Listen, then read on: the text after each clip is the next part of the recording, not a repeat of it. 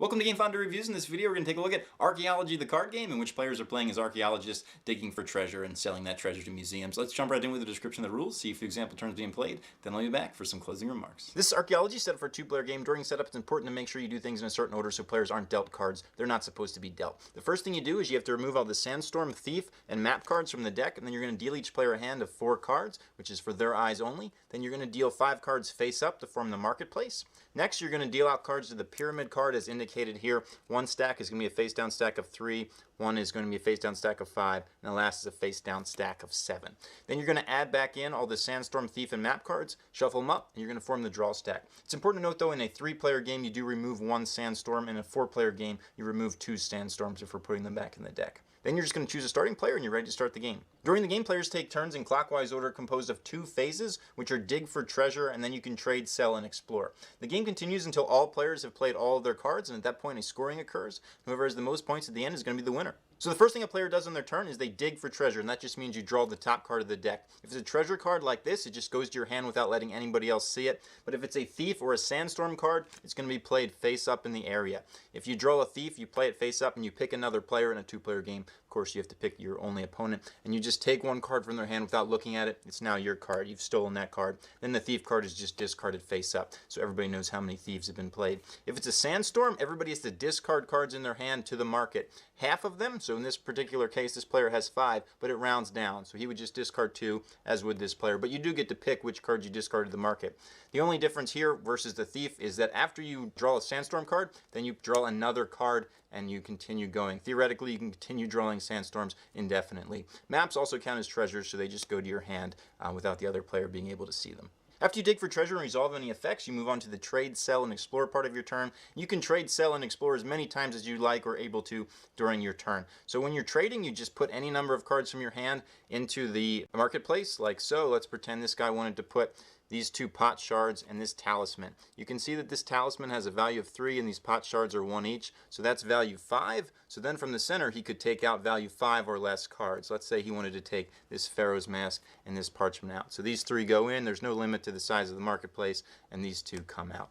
And then that would be trading. He can continue trading with the market if he'd like. You can also choose to sell goods. And the way you do that is you have cards in your hand. If they're all of the same type, you just place them face up in front of you and they are sold. And you'll see at the bottom of cards they have different values. You can see that in a group of 4 pot shards is worth 4 points. But if you wait to get that 5th one, it's going to be worth 15. But if you sell these at 4, you would just have 4 points for the end of the game. And when you sell, you can't later add. So if a player later got another pot shard, they couldn't sell it on top of this group. Again, you can sell as many cards as you want during a turn, but only one particular type at a time that you're going to sell. I also want to point out that you could never sell a group of 6 pot shards, for instance. You could sell a group of 5 because that's the maximum shown here, but then you could sell another group of 1 if you'd like to. And the last part of this turn is explore, and I say last part even though you can theoretically do these in any order that you'd like. But if you have maps, you can discard them and you can dig in certain places of the pyramid. You can see that these 3 zones of the pyramid correspond with a different number of maps. So if you ever discard 1 map from the game, you get this group of 3. If you discard 2 maps, this 5. And then discard 3, you get this 7. It's also important to note that these don't refill, so if you're the first player to discard a map, for instance, you're going to get that group of 3 and nobody else is going to be able to get it. But you could save up and go for a bigger group, and those cards will just be added right to your hand. I also want to point out that like any other treasure, maps can be sold to the museum. They just can only be sold in groups of 1 that are worth 3 points. So after a player is done trading, selling, and exploring, the other player just begins their turn by digging for treasure. When there are no cards left in the deck, players can no longer dig for treasure at the beginning of their turn. They also have a new option, which is pass, essentially do nothing during their turn. The only thing to look out for there is if all players pass in a row, the first player who passed has to sell at least 1 good to the museum during their next turn. The game continues until all players have no cards in their hand, so everything has been sold to the museum. And at this time the scoring occurs. You just total up the values of the different groups. So for instance, this is only worth 4 points, but you'll total up everything that you've sold, and whoever has the highest total wins. One more thing I want to note is that once these things are sold, they can never be affected by the Sandstorm or Thief, so nobody can steal them from you or anything like that. Let's get going with this example playthrough. Normally players' hands are for their eyes only, but they're face up here to make it easy to see. So this player is going to go first, so they're going to dig for treasure by drawing a card.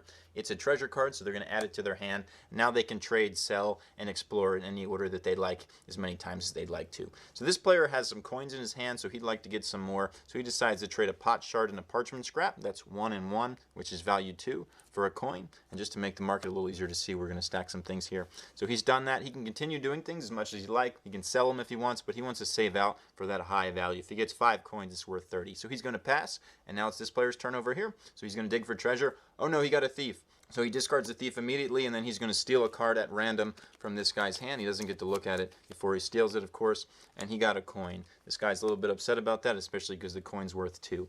This guy decides he's going to trade in this Pharaoh's Mask, which is worth 4, for a broken cup, which is worth 2, and a coin, which is worth 2. So he's going to take those to his hand. He's immediately going to sell these broken cups, because if he sells a group of 2, that's worth 15. So he's going to put them face up in front of him. These broken cups are sold, and those 15 points are his for the rest of the game.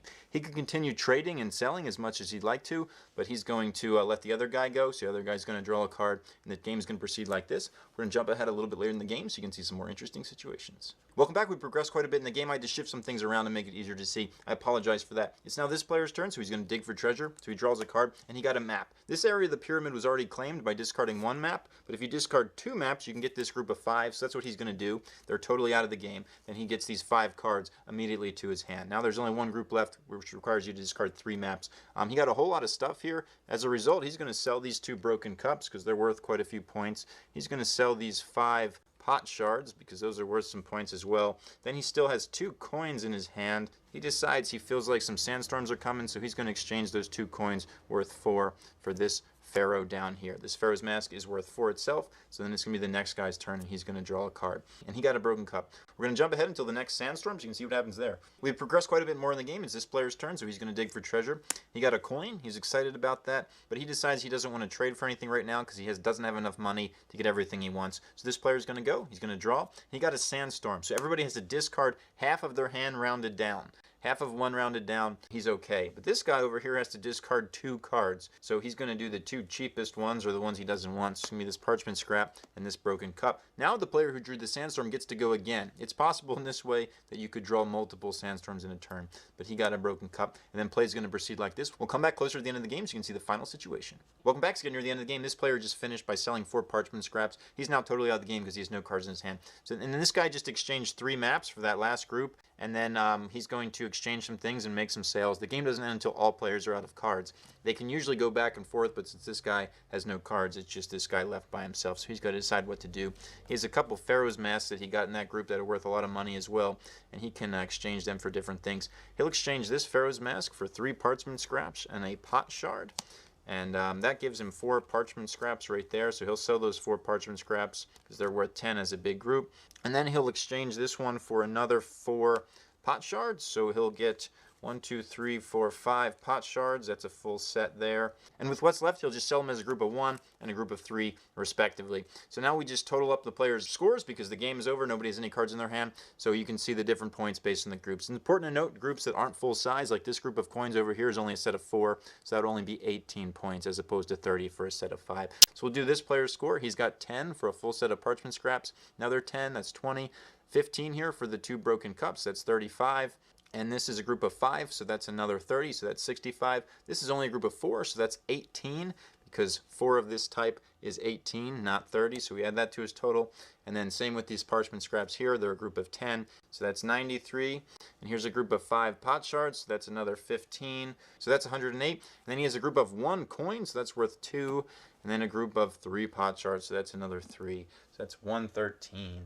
There's definitely a lot of luck in Archaeology, the card game, and it can be very stressful when somebody else gets that thief and takes something from you that you really wanted, or the sandstorm comes up and blows your hand away like a turn before you get something really good. But that's just part of the game. It plays really quickly, so it's not that bad. It's really easy to understand. Anybody can kind of play it. You can jump in. Just a fast-moving card game where you draw a card and then you decide if you want to trade things or not. And there's definitely different strategies, and there's that real pressure luck element of, how long do I want to hold on to these things? Because I know there's sandstorms and thieves in the deck and things like that. So if it looked fun to you, check it out. It's a real simple, neat card game. That's Archaeology, the card game.